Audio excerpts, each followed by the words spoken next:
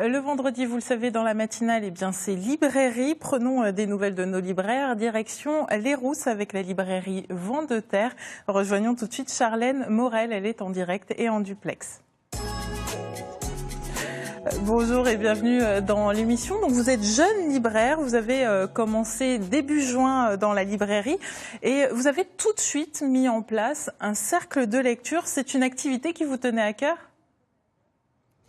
Oui, l'intérêt c'était de pouvoir se retrouver entre amateurs de lecture de façon conviviale et de pouvoir échanger autour de coups de cœur, de thématiques plutôt différentes qu'on essaye d'établir à chaque fois ensemble.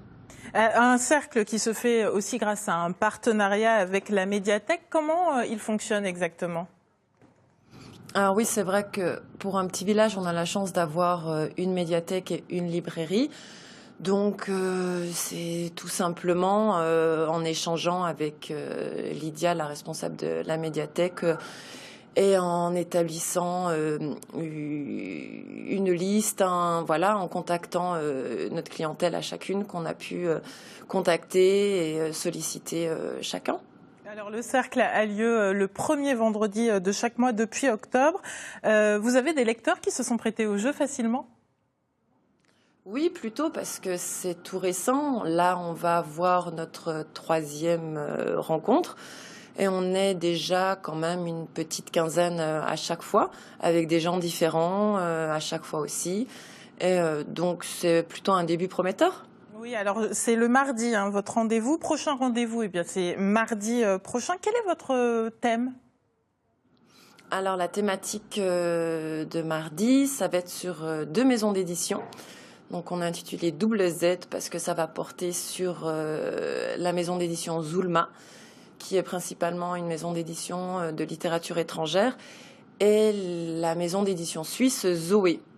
Et ce sera chez vous ou à la médiathèque ? Alors ça se fait à la médiathèque à chaque fois. Vous avez choisi les petites maisons d'édition, ce n'est pas un hasard, vous voulez vraiment les défendre ? Oui.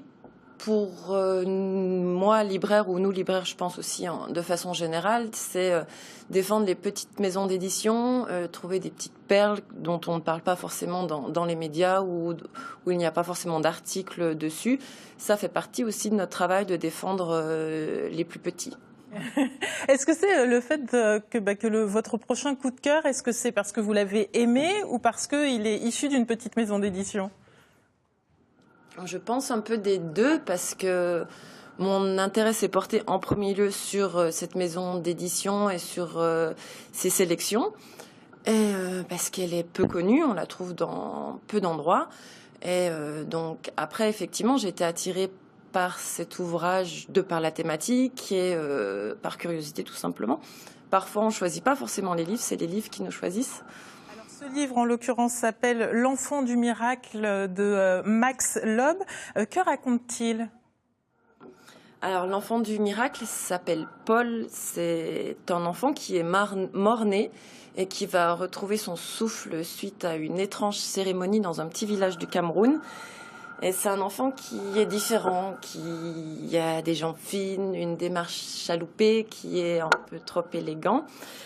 Et tout ça, ça va attirer des railleries de la part des enfants du village. On va l'appeler fille, garçon. Et donc effectivement, c'est un enfant qui va souffrir. Mais le récit n'en est en rien pathétique. Au contraire, il y a beaucoup d'humour. Et un récit décalé qu'on va retrouver à travers le regard de Paul qu'il va porter sur ce village et sur sa société au Cameroun et aussi bien après sur sa vie estudiantine à Lausanne. Oui, c'est l'humour qui vous a plu en fait, aussi. Aussi, oui, parce que c'est vrai que c'est un récit où il y a quand même pas mal de lourdeur, on sent une souffrance, il y a un regard qu'il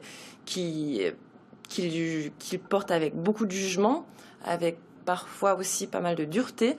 Mais voilà, on passe un bon moment avec Paul et c'est très bien écrit. Eh bien, merci beaucoup. Donc, c'est L'Enfant du miracle de Max Loeb. Et puis, on ne s'éloigne pas trop de votre librairie. Merci pour ce clin d'œil.